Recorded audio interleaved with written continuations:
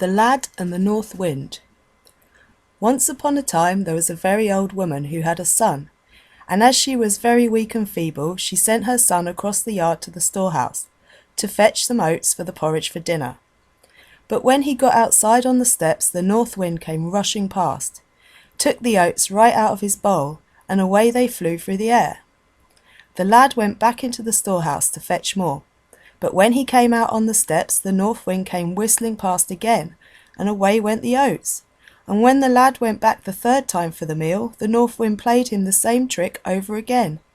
The lad got angry at this, and thought it wasn't right of the north wind to behave in this manner. So he made up his mind to give the north wind a call and ask him for his meal. Well, the lad started off, but it was a long way, and he walked and came at last to the north wind. "Good day," said the lad, "and thanks for calling to see me yesterday." "Good day," answered the north wind. His voice was hoarse and gruff. "No thanks required. What do you want?" "Oh," said the lad, "I was only going to ask you to be good enough to let me have back that meal you took from me on the steps, because we haven't much, and if you're going on in this manner, and take what little we have, we should starve." "Haven't got any meal," said the north wind, "but since you are so hard up, you shall have a tablecloth, which will provide you with everything you wish, if you only say, 'Cloth, spread yourself and serve up all kinds of fine dishes.'" The lad was well satisfied with this, but as the way was so long that he couldn't get home that night, he went to a roadside inn, and when they were going to have supper, he put the cloth on the table which stood in the corner and said, "Cloth, spread yourself and serve up all kinds of fine dishes." He had scarcely said these words before the cloth did as it was told, and all in the room thought it was a very nice thing to have. But nobody liked it better than the innkeeper's wife. She thought that would be a very fine thing for her to have. It would save her such a lot of trouble in frying and boiling, laying the cloth and putting things on the table, and so on. So in the middle of the night, when all were asleep, she took the cloth from the lad and put another one in its place, just like the one he had got from the north wind. But her cloth couldn't, of course, serve up as much as an oatmeal cake. When the lad awoke, he took the cloth and set out on his journey. And that day he got back to his mother.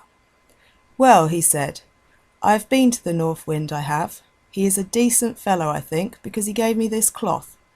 And I have only to say, 'Cloth, spread yourself and serve up all kinds of fine dishes,' and then I get the best of everything. Anything I want to eat and drink." "Ah, indeed, I dare say," said the mother, "but I don't believe it until I see it."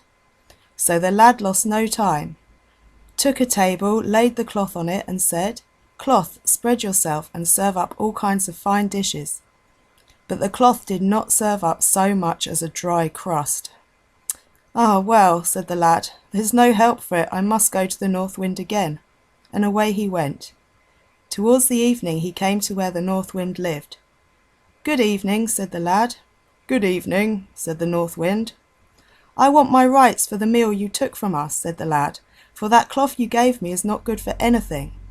"I haven't got any meal," said the north wind, "but here is a goat for you, which makes only gold coins, if you only say, 'Goat of mine, make money.'"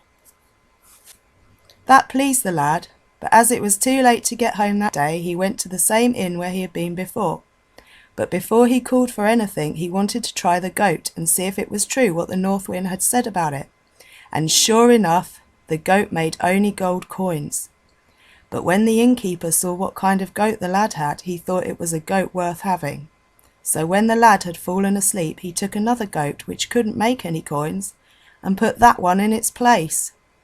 Next morning the lad started off home, and when he came in to his mother, he said, "The north wind is a good fellow after all. This time he's given me a goat that makes only gold coins. If I only say, 'Goat of mine, make money.'" "Ha, to be sure," said his mother, "that's all rubbish, and I don't believe it till I see it." "Goat of mine, make money," cried the lad, but not a shilling could the goat make. So the lad went back again to the north wind and said that the goat wasn't worth anything, and he wasn't going to be done out of his meal, not he. "Well," said the north wind, "I have nothing else to give you but that old stick over there in the corner. But it's a good stick, and if you only say 'Stick of mine, lay on,' it lays on until you say 'Stick of mine, leave off.'" But it was a long way home, and the lad went into the old inn where he had slept before, and as he pretty much guessed how he had lost the cloth and the goat, he lay down at once on the bench and began snoring as if he were asleep.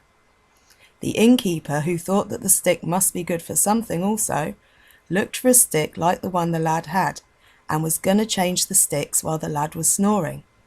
But just as the innkeeper was going to take the stick, the lad cried out, "Stick of mine, lay on!"